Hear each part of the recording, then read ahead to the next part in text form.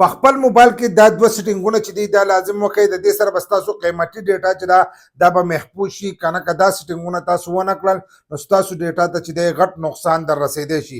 اکثر ځینې کسان چې دي هغه قسم اپلیکیشن چې دي هغه په موبایل کې انسټال کوي نو د هغې د وجې نه د هغو ډیټا ته نقصان رسېدی شي. دغه شانتې ځینې اکثر زموږ سره خپل اپلیکیشن لکه واتساپ شو، فیسبوک شو، دا اپلیکیشن شو، د دې په تر باندې هم زموږ ډیټا ته چې دی نقصان رسېدی شي. نو د هغې طریقه راته هم ښیم او را بله طریقه چې دا راته هم ښیم نو دا دواړه تاسو په خپل استعمال کولی او په خپل موبایل کې دا دواړه سیټینګونه چې دي دا لازم وکړئ.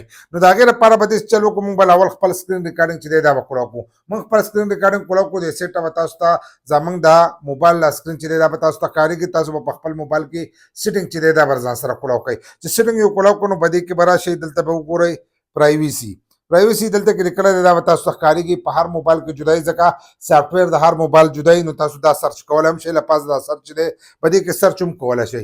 چې سرچ وکړو تاسو به دې ته رادننه شئ. چې دې ته رادننه شوئ کیدای شي چې تاسو د هغې سافټویر جدایي دلته کې تاسو ته بدل ښکارېږي، خو دلته کې به تاسو دا سرچ کوئ ایپ پرمیشن دی لیکلی دی. نو دا ایپ پرمیشن چې دی دا به تاسو د ځان سره کولاو کوئ. د دې ځای نه تاسو کم څیزونو اجازت چې دی دا ورکړی دی. مثلا دا اوس موږ د ځان سره کولاو کړو. ستاسو سره موبایل دی، موبایل دی په هغې کې به تاسو قسم اپلیکیشن چې دی دا به انسټال کړئ. ځینې به لوکل اپلیکیشن چې هغه ستاسو ډیټا ته چې دی نقصان در رسوي. نو چې نقصان در رسوي نو دلته کې دغه هر سره چې دي تاسو له درکړي دي چې تاسو له دې څیزونو اجازت ورکړئ.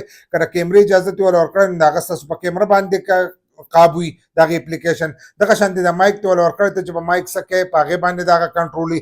دغه شانتې په دې ټولو څیزونو په فایلونو باندې د هغه کنټرول دا ټول هر سره چې دي دا به دې کې ورکړي دي.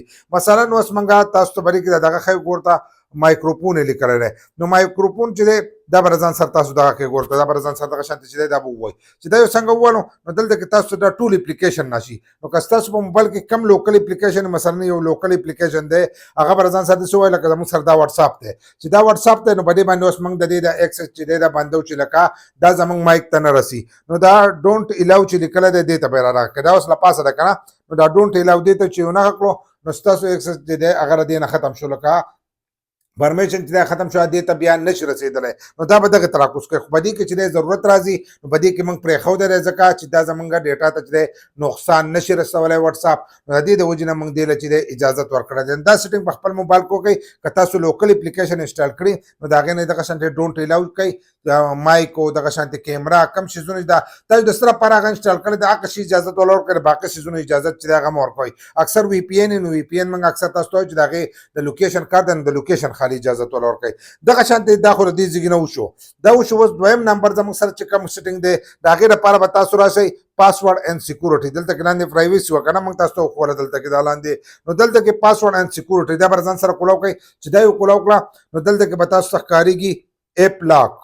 ایپ لاک چې دی دا به ځان سره کولاو کوئ او د دې ځای نه به تاسو په خپل دغه باندې چې دی په هغې باندې به ایپس لاک ولګوئ. لکه ستاسو چې کوم اپلیکیشن دی په هغې ایپس لاک لکه موږ په فیسبوک ور ولګوو نو د دې سره به هم ستاسو ډیټا چې دی دا به محفوظ شي. که تاسو په واتساپ باندې لګوئ په دې لګوئ نو لګولی شئ. که یو کس له ستاسو موبایل په لاس کې ورشي نو هغه به ستاسو ډیټا ته چې دی دې ته به نشي ور رسېدلی. نو په دې طریقه تاسو د ایپس لاک چې دی دا لګولی شئ. خو ستاسو د دې نه مخکې په موبایل باندې لاک وي. که د ګوتې لاک پې تاسو لګولی که د بل لاک پې پې لګولی که د مخ لاک پې لګولی چې هغه لاک پې نو دا لاک چې دی دا سره تاسو لګولی شئ. نو دا دوه سیټینګونه په خپل موبایل کې لازم